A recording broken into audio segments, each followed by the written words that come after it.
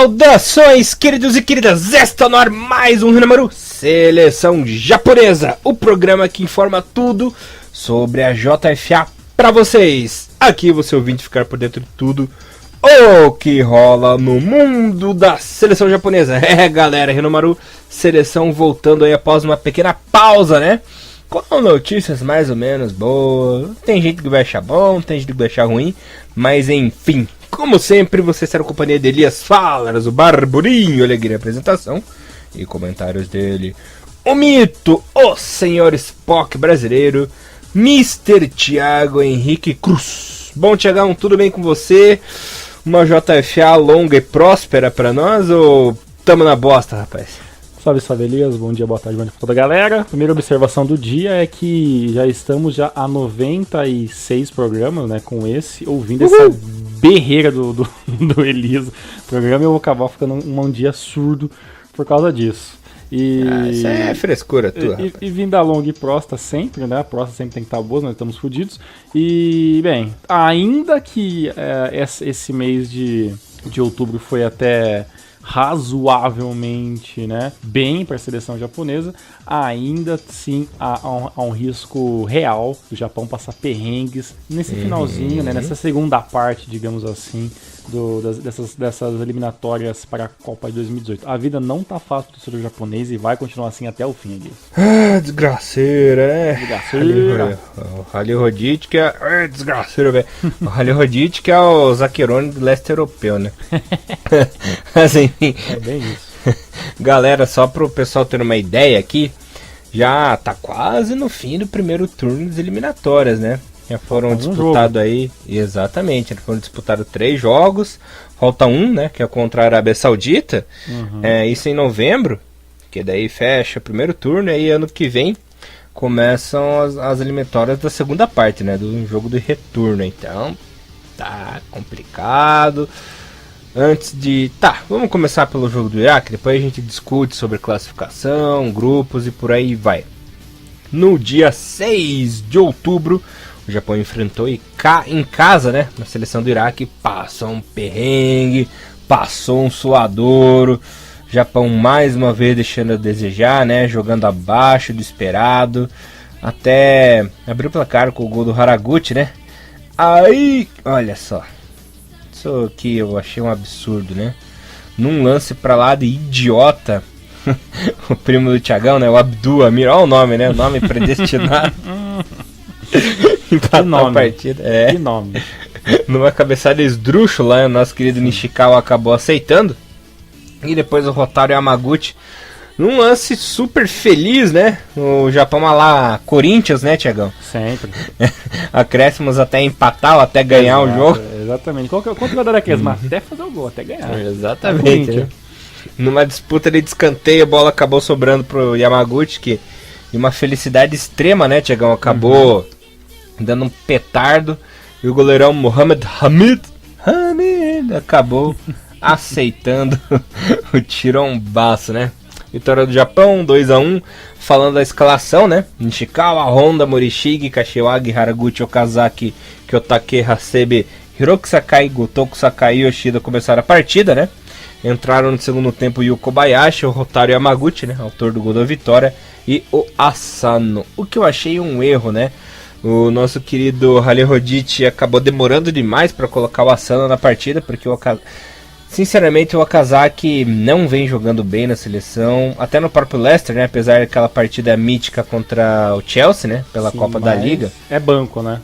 Banco. Agora é banco, não vem numa boa fase, né? O Okazaki que fechou bem o primeiro semestre de 2016, né? Sim. Mas agora no segundo semestre tá uma vaca, velho, coitado.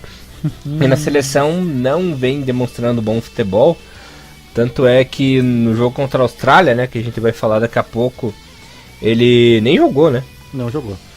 Jogou. E esse jogo, Elias, você falou muito bem, você frisou de uma maneira até que não sobra muito argumentos para falar sobre esse jogo. Foi um jogo onde o Japão passou o perrengue mesmo, né? Essa é a grande verdade. Tinha tudo para sair com empate, né? A bola aérea vai ser o eterno problema do Japão, né? Já que o Iraque dominava algumas jogadas que necessitavam, né? O Japão só não levou outro gol porque realmente o camisa 8 ali, que era o centroavante improvisado do time do Iraque, não era lá um grande jogador, né? Se confundia um pouco com a bola, né? O Morishige meio que conseguia resolver o problema sozinho. Quando o Morishige não estava lá para fazer um embate, estava lá o grande Mai Yoshida para dar um pouco mais de segurança. O problema foi quando essa bola chegou do Nishikawa, que não, né? E ele acabou não podendo ajudar muito. Foi um pouco infeliz, mas eu não critico tanto o Nishikawa porque ele já teve lances muito mais bizarros, né? Então, esse foi mais um típico lance do Nishikawa, mas é um goleiro que vem jogando bem, relativamente bem todas as partidas. Tanto que o Nishikawa colocou no banco definitivamente o Eiji Kawashima, né? Que até existe acho que não sei se é você ou Bom Tempo, que já falou, já que a gente nem sabe por que o Eiji Kawashima é convocado, né? Já que nem no time tá jogando. Eu e o Bom né? Tempo a gente fala assim, né? Sim, tem essa opinião. O Kawashima, ele nem no time da França, que ele tá no Metz agora, né? Nem lá ele joga e nem na seleção. Então, não tem por que convocar um goleiro que não atua. Inclusive, o Kawashima vem tirando vaga, né? De outros goleiros importantes, como por exemplo o Kushibiki, né? Sim. O Kushibiki seria uma boa. Eu até acreditaria que o Kushibiki ele conseguiria agora uma posição um pouco melhor, uma possibilidade, né? De talvez jogar no gol, mas nem isso, né? Um outro goleiro que eu acho interessante, que também, né, não teve muitas possibilidades, se não me engano, é o goleiro do Rei Sol, né? O Nakamura. Nakamura, né? Era um jogador, era um goleiro que teve bastante empenho, foi para a seleção olímpica e tal, mas, né, talvez por ser um pouco mais novo, mas ele não conseguiu ainda nenhuma possibilidade na seleção principal, né? Tem outros goleiros que poderiam ser sim um terceiro goleiro, né? Ainda mais se fosse Copa do Mundo, podia pensar que talvez o Hari Rodite iria fazer mais ou menos aquilo que o Okada fez, trazendo o Kawaguchi para a Copa de 2010, né? Mas nem época de Copa do Mundo a gente tá, né? Então acho que estranho. Desnecessário, né? Bem, isso aí é coisas que só o Halley poderia explicar. Eu gostaria de destacar... Nem ele.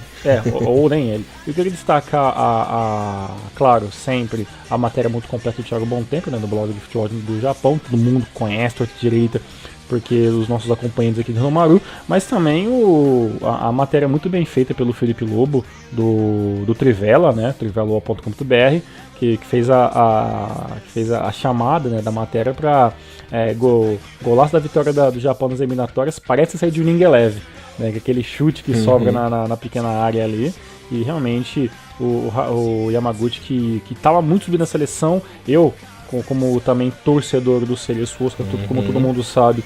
Tá sumido no próprio Cereço também. Tá sumido no próprio Cereço. Já falei também que, na minha opinião, a J2 está mais atrapalhando o futebol do Hotaru Yamaguchi do que ajudando, né?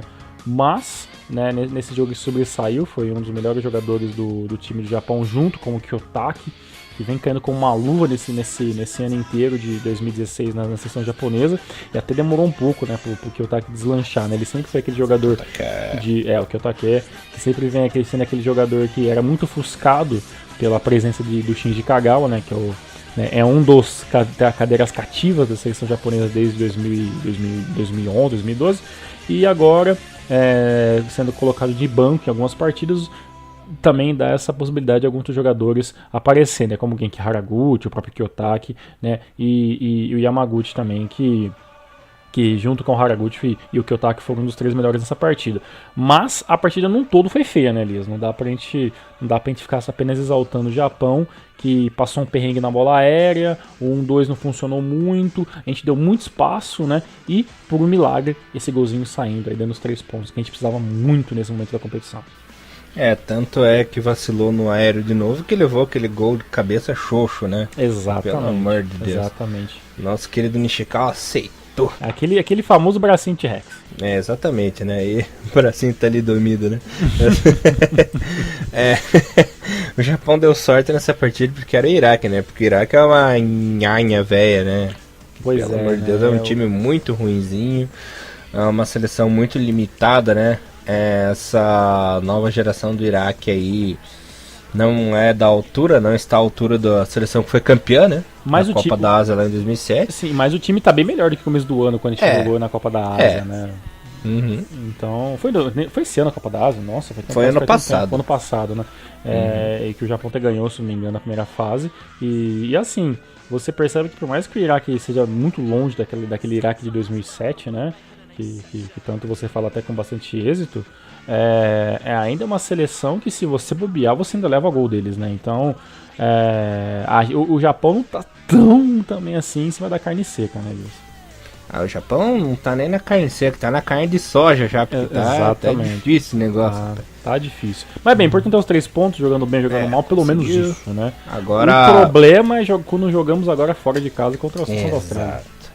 Um jogo, rapaz, jogo fácil. Tava fácil de ganhar essa partida. E aquilo que a gente falou faz mais de um ano, hein?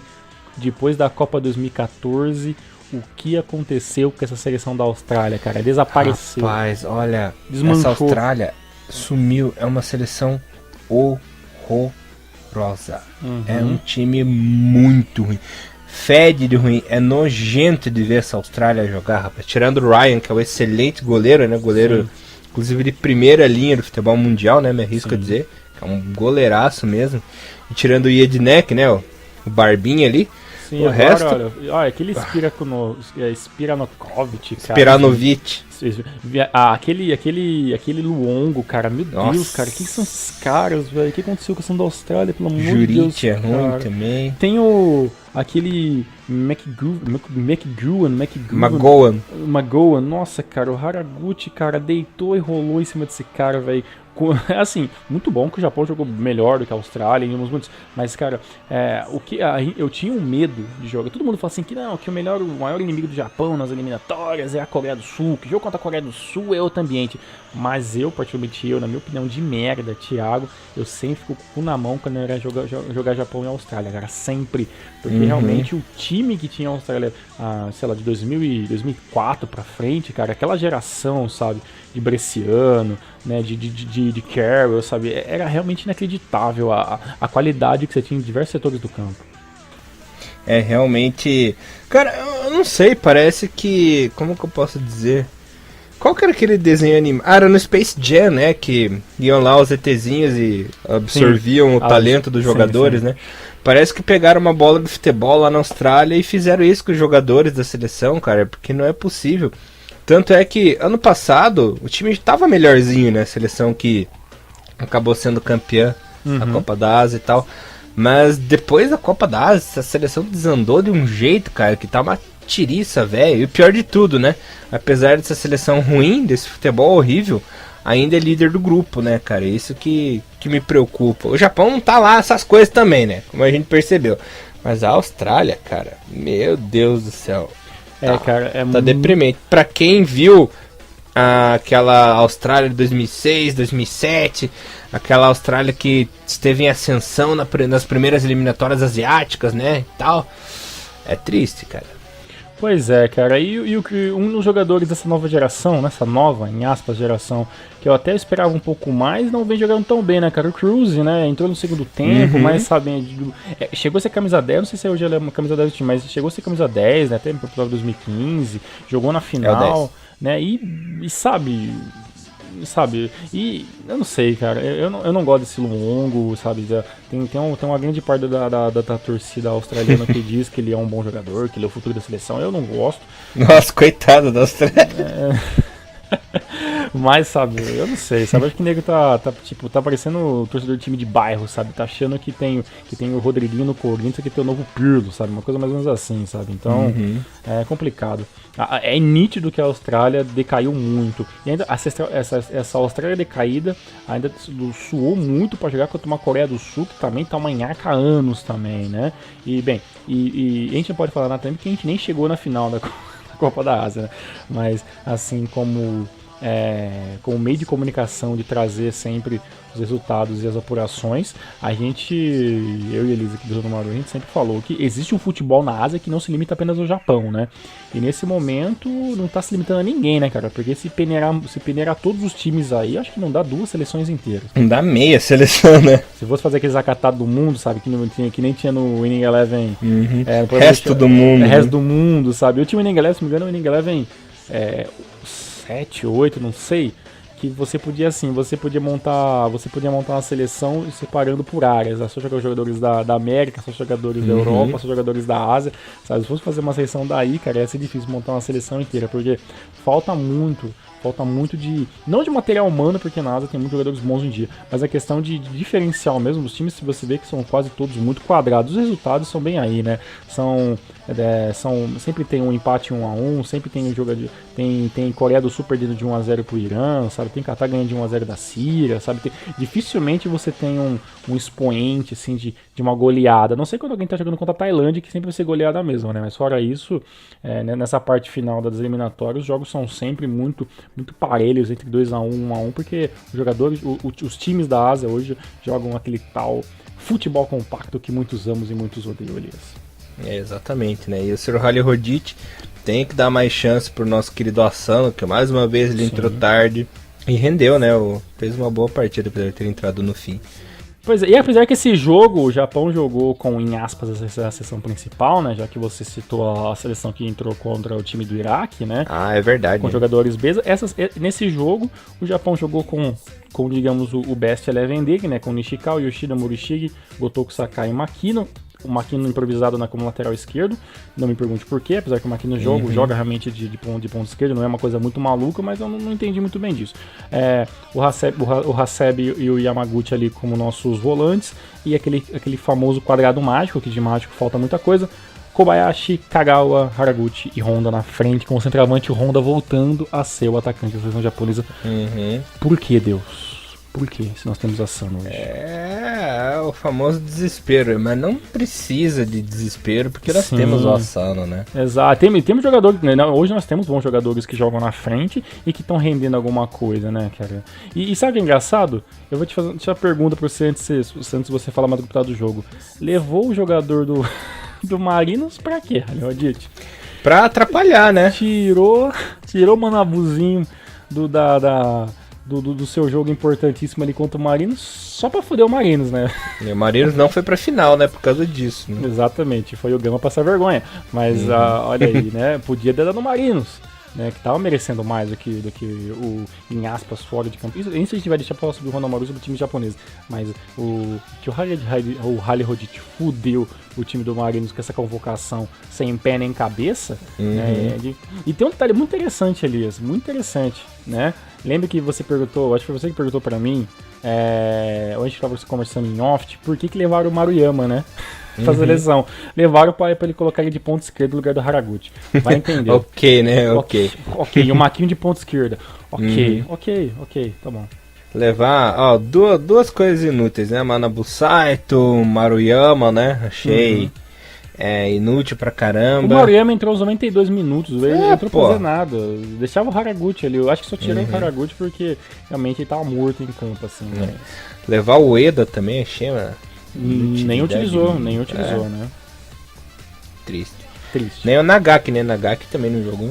Foi também pra dar aquela veja da paciência e comprar um canguru de presente. Foi lá, comprou um canguru, comprou aquele pão australiano, né? Pão australiano, lá. Entendeu? Deu aquela volta de patins nos parques com aqueles contêineres gigantes na Austrália e veio embora pro Japão. Exatamente, né? Tirou aquelas selfies com os koalinhas, né? Sim, aquela chapéu de koala, camisa eu amo koala, koala é vida, é isso. Koala é melhor que panda, essa foi nessa maluquice. O koala joga melhor que o longo. Koala melhor que o longo. Leve 3 koala, mas não leva o longo pra seleção. Tá certo, Thiagão. E você sabe qual que é o jogador da Austrália que incomoda muita gente? Quem? Chris Economides. Nossa. 2 pessoas do mundo entenderam essa piada, beleza. Uma coisa muito engraçada nesse jogo, né, Elias, é que nós tivemos mais uma partida que o Haraguchi. Só uma coisa, uma outra piada que você posso falar antes de terminar? Eu não tenho nem opção, né? E o cara da palavra, que é o profeta, que é o cara que comanda aquela resenha no vestiário da Austrália. Cara, eu li aqui todos os nomes de jogadores e eu não entendi a piada. Quem? O Apóstolo Jano. Pode continuar com a tua análise. Dá vontade de pegar ele e cortar essas porra, tá ali. O mais triste é que o Apóstolo saiu. Agora que o Apóstolo chegou na seleção, o Kennedy, que era o Jesus, não tá mais, não né? Tá mais, pô, é Você verdade. é uma duplinha, né? Porra, caralho, eu nem pra deixar o Kennedy, que jogou muito no Nagoya. E o Haraguchi nessa partida que foi do céu ao inferno, cara. Foi lá, fez um belíssimo jogo, fez um belíssimo primeiro tempo, principalmente fez o pênalti, né? Que deu um empate pro time da Austrália e o jogo ficou por isso mesmo, né? No finalzinho do jogo o Japão ainda tomou alguns sufocos, né, nas bolas alçadas na área, mas pro pessoal do Japão, o Zurique é muito ruim, né? E o Tim Carey, que entrou aos 30 minutos, pouco pôde fazer, já que o Tim Carey atuou mais como um centroavante, já que o Cruz ali, que entrou no segundo tempo também, apagadíssimo também não é jogador muito alto. E o Rogic só sabe jogar no Celtic também, né? Porque chega na seleção não faz nada, né? Eu não entendo, né? O Celtic também é um renomado à parte pra gente falar sobre esses times que nós gostamos aí, né? Que não estão dentro da massa do futebol mundial que todo mundo ama. Mas basicamente foi isso, né, Elias? Foram 2 jogos que não tem muito o que se discutir, né? Porque foram 2 jogos muito compactos, com pouquíssima posse de bola. E a única parte positiva é que o Japão teve melhor posse de bola nos 2 jogos, né? Mas não sinto que a seleção acabou não podendo trabalhar bem essa bola, né? Essa posse de bola maior, essa possibilidade mais de chute, né? Então fica sempre essa dificuldade. Uma última observação, até uma correção minha, perdão, porque eu tô confundindo os jogos. No primeiro jogo o Japão ficou com 67% de posse de bola, maior do que o Iraque. Nesse jogo o Japão ficou com menos posse de bola, ficou com 32% contra 68% de posse de bola da Austrália. Eu tô confundindo. Deixaram de jogar e não fizeram porra dele. Exatamente, eu confundi o posse de bola com o jogo da Arábia Saudita, que esse sim teve melhor posse de bola nos 2 jogos. E só pra completar aqui a rodada, pra falar rapidinho, na terceira rodada os Emirados Árabes ganharam da Tailândia por 3-1, né? E a Arábia e a Austrália ficaram no 2-2. E nessa última rodada o Iraque bateu por 4-0, 4 gols do Abdul Rahim. Ó, Abdul, hein, cara? Mais fez gol contra o Japão, mais 4, né? Fez os 4 gols aí da vitória.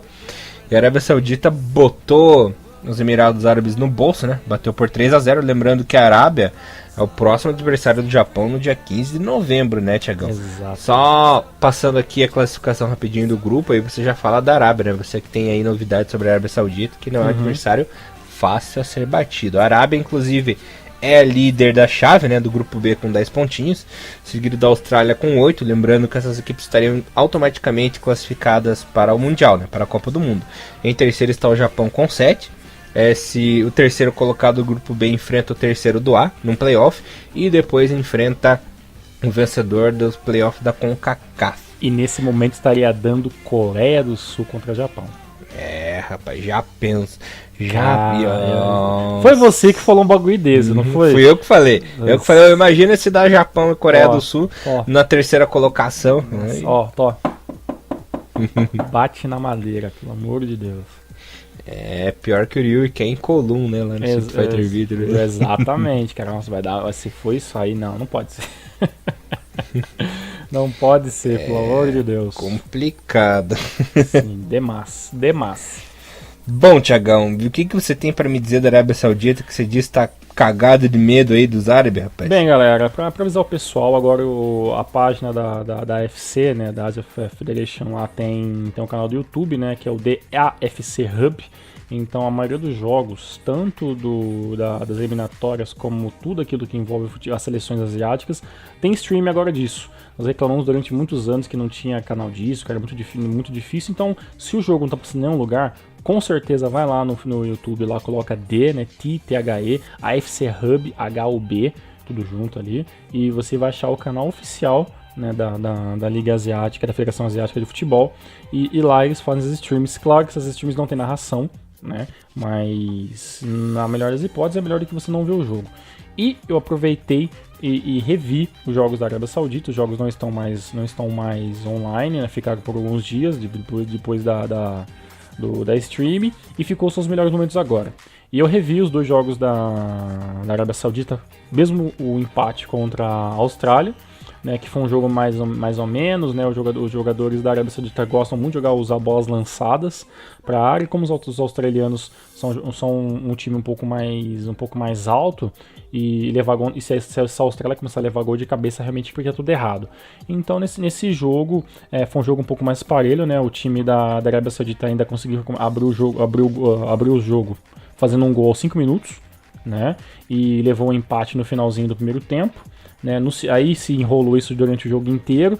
Aos 31 minutos, o Zurich foi lá e fez o gol, que seria o gol da virada da Austrália, mas no finalzinho, o Al Hamarin, né, que é um dos jogadores interessantes desse time da Arábia Saudita, não sei se a pronúncia está certa, mas ele foi lá e fez o gol de empate na seleção.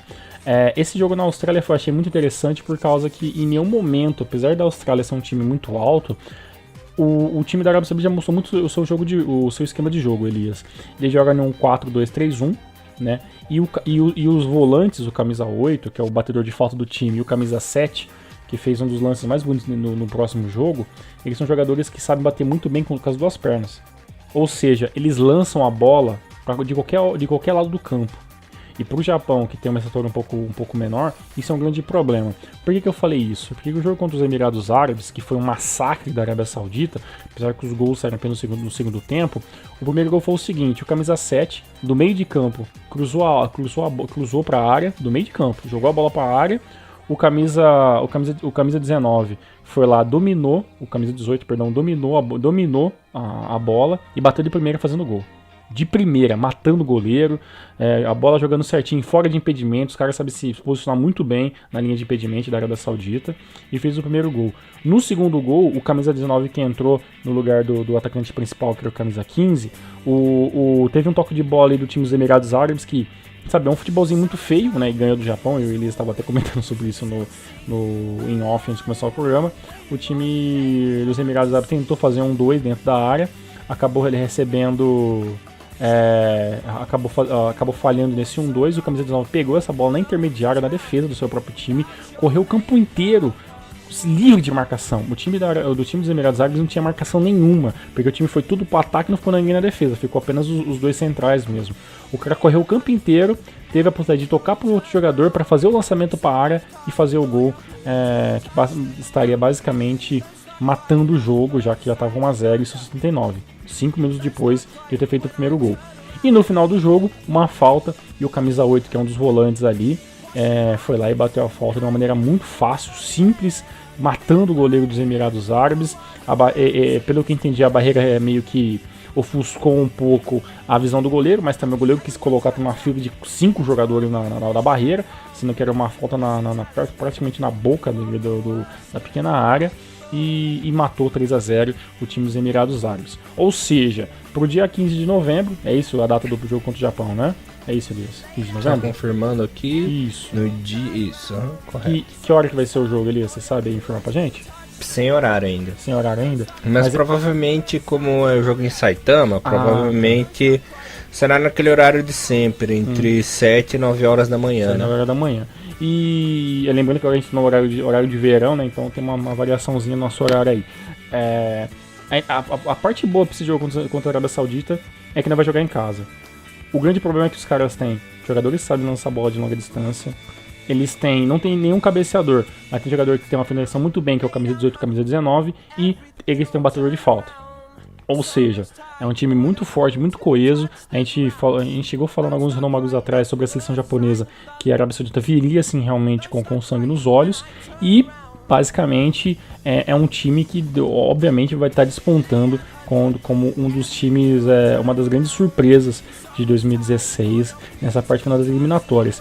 E sem falar também que o time da Arábia Saudita teve 53% de posse de bola em cima dos Emirados Árabes, chutou 3 vezes a gol, finalizações corretas foram 7, mais da metade. Ou seja, é um time que ele joga muito no ataque, joga muito na pressão, e dos últimos 5 jogos que jogou, sempre tem um gol no primeiro tempo. A não ser esses últimos 2 jogos, a não ser nesse último jogo que os gols saíram tudo no segundo tempo, até o jogo da Austrália, eles tinham pelo menos um gol até os 25 minutos do primeiro tempo. Ou seja, se o Japão não conseguir jogar bem, principalmente na parte defensiva, vamos ter problemas sérios. Infelizmente, tem que dar essa notícia pro torcedor do Japão.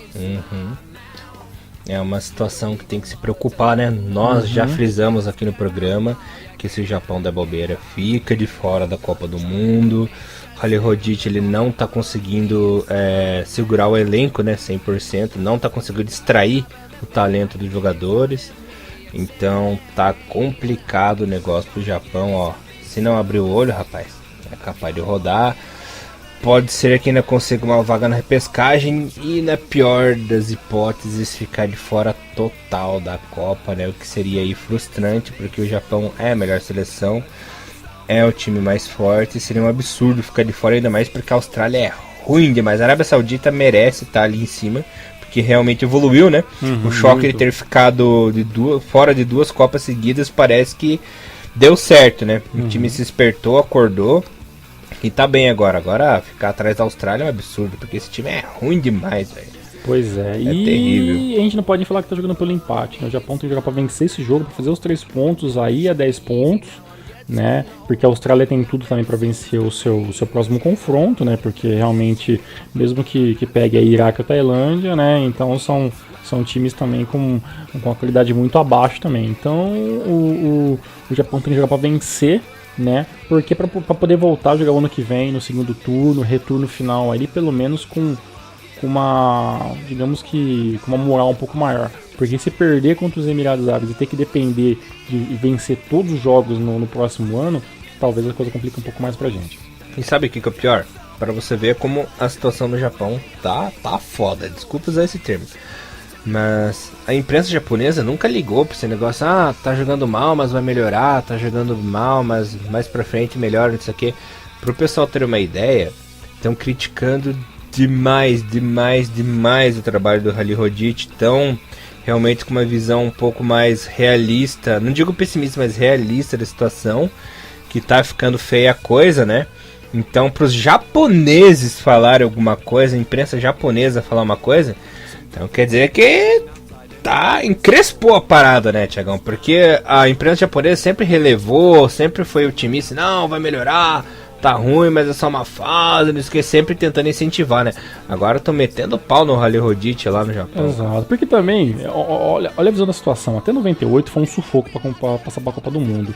Em 2002 não teve que fazer parte eliminatória, se não me engano. 2006 foi uma baba, 2010 foi uma... 2010 o Japão 2010 2014 o Japão teve aquela grande proeza, que pra mim não significa muita coisa, mas para alguns pode até ser interessante, eu respeito isso, que é aquela questão de ser a primeira seleção a se classificar para a Copa do Mundo. 6, 10 e 14, né? 3 vezes seguida. Então, o que acontece? Por que o Japão chegou? Porque era muito fácil, né? O Japão tava jogando anos-luz do que a maioria dos times da Ásia, e sempre conseguia a classificação com 1, 2 rodadas de antecedência. Nesse ano, até esse momento, a gente passou basicamente um ano inteiro, falta um jogo para acabar essa primeira parte, né? Esse turno inteiro, depois tem um retorno, né? Como a gente fala, vira e mexe para vocês nunca esquecerem. A seleção japonesa nesse momento é um 3º lugar, né? E eu posso, depois a gente vai precisa até olhar isso depois com um pouco mais de calma, mas dificilmente o Japão 2014, 2010 ficou em um cômodo de 3º lugar, né? No final, segundo ali. Exato, entendeu? Então, tipo, e o problema é que assim, a Austrália, que tá em segundo, também não tá em vento em polpa, né? A diferença de 1 ponto. Então, realmente, você vê uma Arábia Saudita despontando, né? Constante, teve um empate ali contra a Austrália, porque realmente quis jogar no mesmo esquema que sempre joga, mas ok, funcionou, teve empate, o time estava líder mesmo, e você vê basicamente Japão, Austrália e Emirados Árabes se matando por uma vaga direta, porque a 3ª vaga não é vaga, né? Tem que primeiro vencer o cara do outro time, para depois tentar uma repescagem com um outro time da CONCACAF. Então, sabe, é um caminho muito turbulento, que com certeza Japão, Austrália, Coreia do Sul não quer passar por isso. Realmente, na Coreia do Sul, que também não tá com uma vida fácil, né? A gente fala do Japão, mas a Coreia ainda também não tá com uma vida fácil, né? Também tem 7 pontos, tá em 3º lugar. O Irã, o primeiro do grupo A com 10, esse aí tá jogando muito bem, obrigado. Em segundo, o Uzbequistão com 9. Lembrando que o Uzbequistão e a Coreia do Sul tem uma certa rivalidade, porque na Copa do Mundo de 2014, eles terminaram com a mesma pontuação, e o Uzbequistão só não foi para a Copa pelo saldo de gols, né? A Coreia do Sul tinha um golzinho a mais, que acabou classificando os sul-coreanos para o Mundial, né? Para a frustração dos uzbeques, principalmente a minha, né? Porque se o Uzbequistão tivesse se classificado para a Copa, teria jogado aqui em Curitiba, né, no lugar do Irã. Aí você poderia ter visto mais uma seleção pra você curtir e tudo mais, né? Então eu fiquei frustrado porque acabou vindo Irã e Coreia do Sul, né? Sim. E ver essa porcaria do Irã que não pude ver o Uzbequistão jogar. Pois é, e a Coreia do Sul também foi pra Copa também pra passear, assim como o Japão, né? Porque as duas seleções teve campanhas ridículas, né, em 2014. E nesse momento, Elias, você vê o Irã assim, muito superior, né, com 10 pontos, né, o terceiro colocado tem 7, tem que vencer um jogo, o Irã tem que perder, então, sabe, a matemática vem fluindo, e para a Arábia Saudita também, né, claro que agora tem o confronto direto contra o Japão, mas depois desse confronto direto, a Arábia Saudita vai ter algumas rodadas para jogar contra o Iraque de novo, contra a Tailândia, que isso é basicamente vitória certa pro time, ou seja, mesmo vencendo esse jogo, a gente vai voltar a falar sobre isso no próximo Renomaru de seleção japonesa, mas mesmo assim tem toda uma matemática e, né, vai ter que começar a trabalhar o ano que vem com que jogo que a gente tem que ganhar, que jogo que a gente não pode empatar, né, e graças a Deus a gente vai jogar esse jogo contra a Arábia Saudita em Saitama, que se fosse lá na Arábia Saudita, meu amigo, pra mim já seria a derrota na certa, não tinha nem o que falar. Com certeza, né. Bom, a gente fala do Japão, mas a China, pelo amor de Deus, né, o time colocado com um pontinho. Teve só um empate ali em 0-0 com o Irã também, né, então, né, não é só o Japão em si, né? É o futebol asiático inteiro que passa ali por uma turbulência. Uma coisa que o Elias não fala, né? Não vou nem pegar os méritos dele, mas é um grande problema que o Elias vê no futebol, e a gente vem falando isso muitos antes de começar a programação, é que existe uma inconstância, né, no futebol asiático, né? Nossa, total. E essa inconstância de resultados é que isso acontece, né?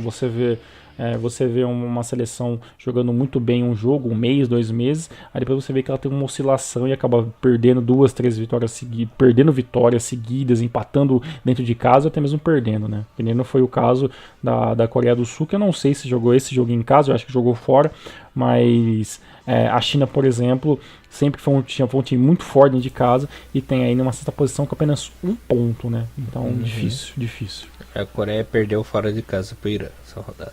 Perdeu, então, e a China perdeu para o Uzbequistão 2-0. E na outra rodada havia perdido para a Síria em casa, né? Resultado então, enfim, então o único ponto que a China tem é um empate com o Irã, né? Que foi há 3 rodadas atrás. Então, tá difícil. 0-0. Então, assim, apesar da China ir para a Copa do Mundo, é 0 praticamente, né? Tem que ser bem realistas, né? Realmente.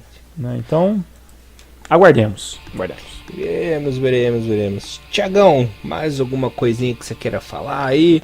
Passamos a régua. Só antes de você falar alguma coisa, vou falar dos próximos compromissos da seleção japonesa. Lembrando verdade. Que o Japão tem apenas 2 partidas esse ano, né? Enfrentará lá em Kashima a equipe de Oman no amistoso, dia 11 de novembro. E no dia 15, em Saitama, aí sim, jogo sério, enfrenta a seleção da Arábia Saudita. Depois apenas no ano que vem, né? Partida contra os Emirados Árabes, Tailândia, Iraque, Austrália e novamente fechando contra a Arábia Saudita. Lembrando que o dia da decisão, onde saberemos quem vai para a Copa, espero que o Japão, né? No dia 5 de setembro de 2017, ou seja, em menos de um ano, saberemos o resultado que o Japão conseguiu pegar nas eliminatórias, né? Então, são 11 meses de agonia pra nós aí. Exato, e o Japão, que tá jogando vários jogos em casa, vai começar a jogar fora de casa o ano que vem. Então as pedreiras vão ser ainda piores. Ó, lembrando que Emirados Árabes fora, Tailândia em casa, Iraque fora, Austrália em casa e Arábia Saudita fora, né? Das 5 partidas, 3 são fora de casa, né? Tem que estar contra a Austrália já classificado, porque se depender pro último jogo, papai. Rapaz. Esperamos então esse jogo agora contra quem amistoso, Elias, por favor? Oman. Espero então que no dia 11, se tiver que fazer algum teste, que faça ali o senhor Halil Rodic. E no dia 15 estaremos todos juntos, com certeza, para ver esse último jogo da seleção japonesa. E claro, em um pouquinho mais de um mês, ou um pouquinho menos de um mês, mais um Renomaru sobre seleção, pra gente poder falar esses últimos pitacos de 2016, desse ano que foi tão conturbado, e depois a gente põe tudo isso na balança também. Maravilha, Tiagão. Bom, galera, espero que vocês tenham gostado. Resumimos bem aí o que aconteceu com o Japão, né? Desculpe mais uma vez nosso pessimismo, não é bem um pessimismo, é uma realidade, né? Exato. Porque aqui a gente fala mesmo, nós não escondemos Sim. o que nós sentimos, né? Vocês estão acostumados, né? Com os 2 anos de estrada aí, esses pentelhos falando no ouvido de vocês. Exatamente. Mas é a realidade, né? Esperamos que, se bem que a nossa boca, ela tem sido um chicote, porque a gente falou mal do Yamaguchi, falou mal do Ural, falou mal de um monte de coisa, e a coisa acabou dando certo. Esperamos que, falando mal do Japão, Exato. esse efeito perdure aí, né, Thiago? Por favor, então, que por favor, essa questão demonstre que eu estou sendo mais errado do mundo, e por favor, jogue bem esses próximos 2 jogos, que é muito importante. Maravilha, galera, nos vemos aí na semana que vem. Agradeço o Thiagão mais uma vez pela companhia, né? Valeu! Imagina, tem aí uma ótima semana, todos vocês, e Hiromaru, levando o melhor do futebol japonês pra vocês. Um abração, galera, até semana que vem com J-League. Valeu, tchau, tchau. Sayonara.